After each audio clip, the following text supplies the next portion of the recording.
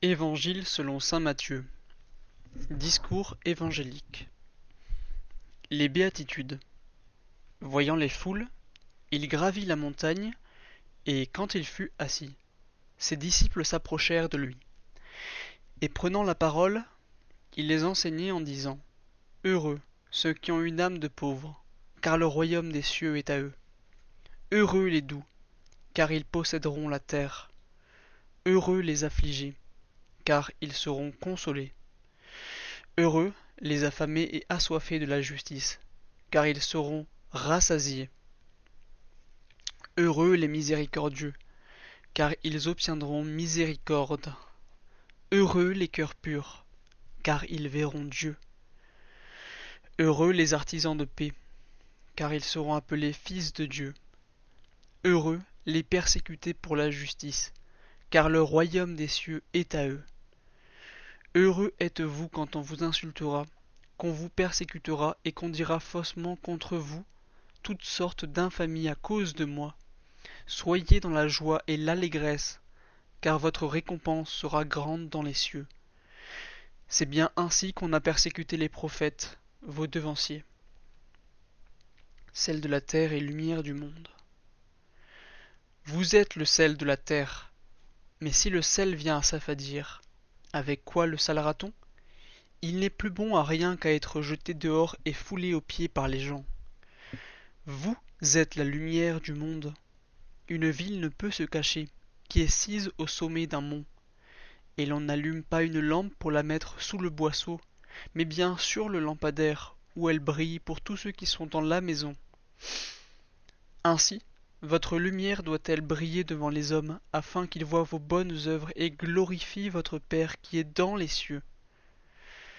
L'accomplissement de la loi.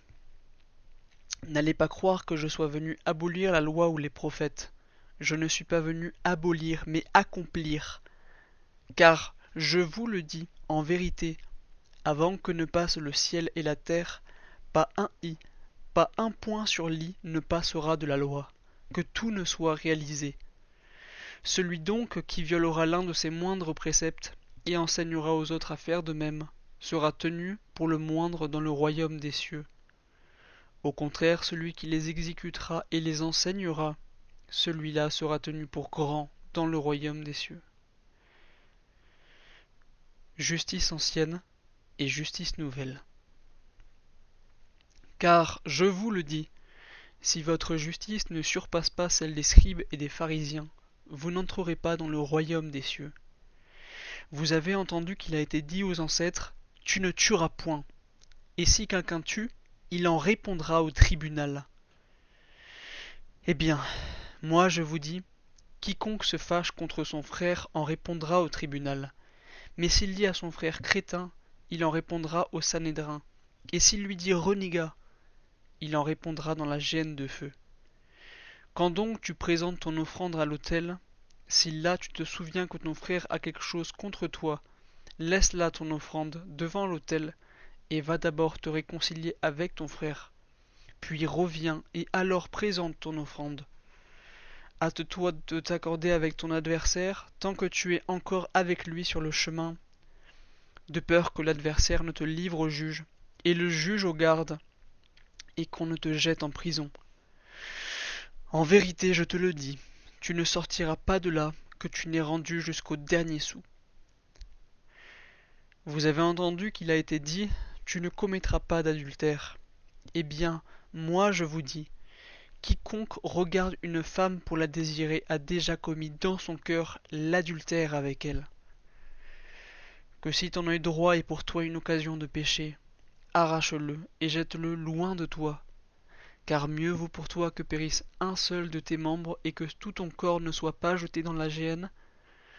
Et si ta main droite est pour toi une occasion de pécher, coupe-la et jette-la loin de toi, car mieux vaut pour toi que périsse un seul de tes membres et que tout ton corps ne s'en aille pas dans la géhenne. Il a été dit d'autre part, quiconque répudiera sa femme, qu'il lui remette un acte de divorce. Eh bien, moi je vous dis, tout homme qui répudie sa femme, hormis le cas de prostitution, l'expose à l'adultère. Et quiconque épouse une répudiée commet un adultère. Vous avez encore entendu qu'il a été dit aux ancêtres, « Tu ne te parjureras pas, mais tu t'acquitteras envers le Seigneur de tes serments. » Eh bien, moi je vous dis de ne pas jurer du tout, ni par le ciel, car c'est le trône de Dieu, ni par la terre, car c'est l'escabeau de ses pieds, ni par Jérusalem, car c'est la ville du grand roi. Ne jure pas non plus par ta tête, car tu ne peux en rendre un seul cheveu blanc ou noir. Que votre langage soit oui, oui, non, non. Ce qu'on dit de plus vient du mauvais. Vous avez entendu qu'il a été dit œil pour œil et dent pour dent. Eh bien, moi je vous dis de ne pas tenir tête aux méchants.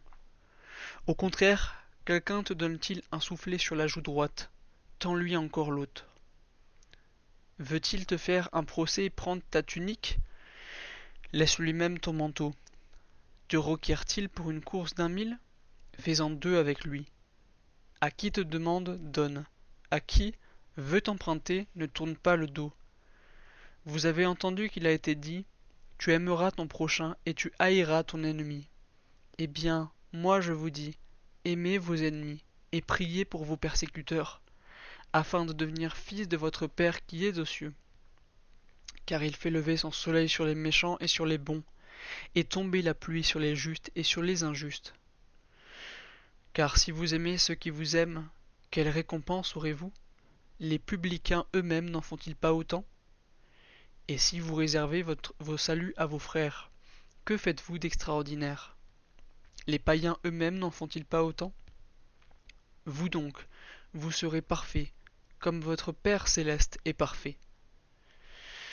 Faire l'aumône en secret. Gardez-vous de pratiquer votre justice devant les hommes, pour vous faire remarquer d'eux. Sinon vous n'aurez pas de récompense auprès de votre Père qui est dans les cieux.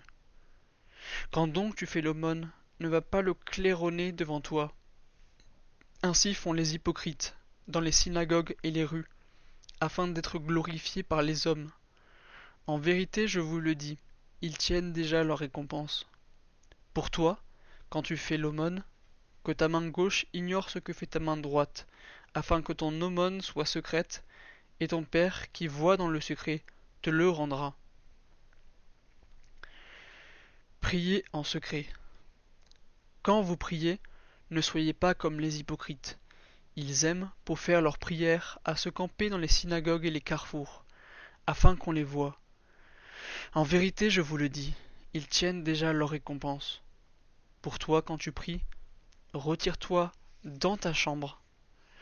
Ferme sur toi la porte et prie ton Père qui est là dans le secret, et ton Père qui voit dans le secret te le rendra. La vraie prière, le pater. Dans vos prières, ne rabâchez pas comme les païens. Ils s'imaginent qu'en parlant beaucoup, ils se feront mieux écouter. N'allez pas faire comme eux, car votre Père sait bien ce qu'il vous faut, avant que vous le lui demandiez. Vous donc priez ainsi. Notre Père, qui es aux cieux, que ton nom soit sanctifié, que ton règne vienne, que ta volonté soit faite sur la terre comme au ciel. Donne-nous aujourd'hui notre pain de ce jour. Pardonne-nous nos offenses, comme nous pardonnons aussi à ceux qui nous ont offensés. Et ne nous laisse pas entrer en tentation, mais délivre-nous du mal. Délivre-nous de tout mal, Seigneur Jésus-Christ, car c'est à toi qu'appartiennent le règne, la puissance et la gloire pour les siècles des siècles. Amen.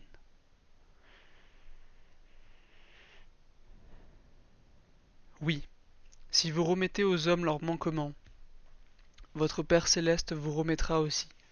Mais si vous ne remettez pas aux hommes, votre Père non plus ne vous remettra pas vos manquements. Jeûnez en secret. Quand vous jeûnez, ne vous donnez pas un air sombre comme font les hypocrites.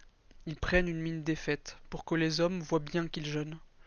En vérité, je vous le dis, ils tiennent déjà leur récompense. Pour toi, quand tu jeûnes, parfume ta tête et lave ton visage, pour que ton jeûne soit connu, non des hommes, mais de ton Père qui est là, dans le secret. Et ton Père qui voit dans le secret te le rendra. Le vrai trésor. Ne vous amassez point de trésors sur la terre, où la mythe et le ver consument, où les voleurs percent et cambriolent, mais amassez-vous des trésors dans le ciel. Là, point de mythe ni de ver qui consument, point de voleurs qui perforent et cambriolent, car où est ton trésor, là sera aussi ton cœur. L'œil, lampe du corps. La lampe du corps, c'est l'œil. Si donc ton œil est sain, ton corps tout entier sera lumineux. Mais si ton œil est malade, ton corps tout entier sera ténébreux. Si donc la lumière qui est en toi est ténèbre, quelle ténèbre! Dieu et l'argent. Nul ne peut servir deux maîtres, ou il haïra l'un et aimera l'autre, ou il s'attachera à l'un et méprisera l'autre. Vous ne pouvez servir Dieu et l'argent. S'abandonner à la providence. Voilà pourquoi je vous dis, ne vous inquiétez pas pour votre vie, de ce que vous mangerez, ni pour votre corps, de quoi vous le vêtirez. La vie n'est-elle pas plus que la nourriture, et le corps plus que le vêtement? Regardez les oiseaux du ciel.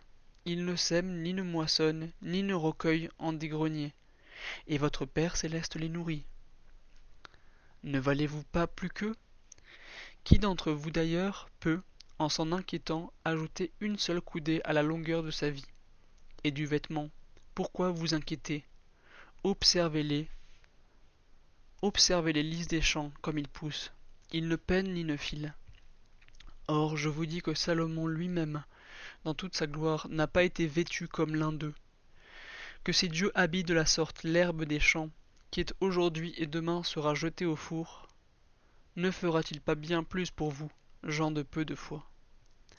Ne vous inquiétez donc pas en disant « Qu'allons-nous manger? Qu'allons-nous boire? De quoi allons-nous nous vêtir ?»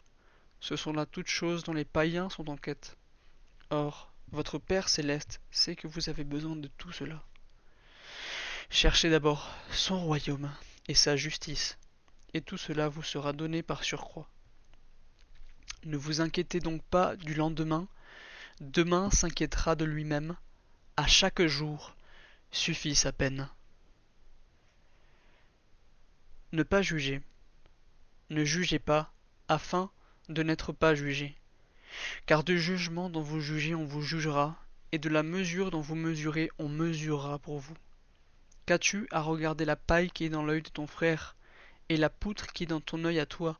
Tu ne la remarques pas? Ou bien comment vas-tu dire à ton frère, laisse-moi ôter la paille de ton œil, et voilà que la poutre est dans ton œil? Hypocrite, ôte d'abord la poutre de ton œil, et alors tu verras clair pour ôter la paille de l'œil de ton frère. Ne pas profaner les choses saintes. Ne donnez pas aux chiens ce qui est sacré. Ne jetez pas vos perles devant les porcs, de crainte qu'ils ne les piétinent, puis se retournent contre vous pour vous déchirer. Efficacité de la prière. Demandez et l'on vous donnera. Cherchez et vous trouverez. Frappez et l'on vous ouvrira. Car quiconque demande reçoit, qui cherche trouve, et à qui frappe on ouvrira. Quel est d'entre vous l'homme auquel son fils demandera du pain, et qui lui remettra une pierre? Ou encore, s'il lui demande un poisson, lui remettra-t-il un serpent? Si donc vous qui êtes mauvais, vous savez donner de bonnes choses à vos enfants, combien plus votre Père qui dans les cieux en donnera-t-il de bonnes à ceux qui l'en prient? La règle d'or. Ainsi, tout ce que vous voulez que les hommes fassent pour vous, faites-le vous-même pour eux. Voilà la loi et les prophètes. Les deux voies. Entrez par la porte étroite. Large en effet et spacieux est le chemin qui mène à la perdition, et il en est beaucoup qui s'y engagent. Mais étroite est la porte et resserré le chemin qui mène à la vie, et il en est peu qui le trouvent. Les faux prophètes. Méfiez-vous des faux prophètes qui viennent à vous déguisés en brebis, mais au-dedans sont des loups rapaces. C'est à leurs fruits que vous les reconnaîtrez. Cueille-t-on des raisins sur des épines, ou des figues sur des chardons? Ainsi, tout arbre bon produit de bons fruits, tandis que l'arbre gâté produit de mauvais fruits. Un bon arbre ne peut porter de mauvais fruits, ni un arbre gâté porter de bons fruits. Tout arbre qui ne donne pas un bon fruit, on le coupe et on le jette au feu. Ainsi donc, c'est à leurs fruits que vous les reconnaîtrez. Les vrais disciples. Ce n'est pas en me disant Seigneur, Seigneur qu'on entrera dans le royaume des cieux, mais c'est en faisant la volonté de mon Père qui est dans les cieux. Beaucoup me diront en ce jour-là, Seigneur, Seigneur, n'est-ce pas en ton nom que nous avons prophétisé, en ton nom que nous avons chassé les démons, en ton nom que nous avons fait bien des miracles? Alors je leur dirai en face, jamais je ne vous ai connu, écartez-vous de moi, vous qui commettez l'iniquité. Ainsi, quiconque écoute ces paroles que je viens de dire et les met en pratique peut se comparer à un homme avisé qui a bâti sa maison sur le roc. La pluie est tombée, les torrents sont venus, les vents ont soufflé et se sont déchaînés contre cette maison, et elle n'a pas croulé. C'est qu'elle avait été fondée sur le roc. Et quiconque entend ces paroles que je viens de dire et ne les met pas en pratique peut se comparer à un homme insensé qui a bâti sa maison sur le sable. La pluie est tombée, les torrents sont venus, les vents ont soufflé et se sont rués sur cette maison, et elle s'est écroulée, et grande a été sa ruine. Étonnement de la foule. Et il advint, quand Jésus eut achevé ses discours, que les foules étaient frappées de son enseignement, car il les enseignait en homme qui a autorité, et non pas comme leurs scribes.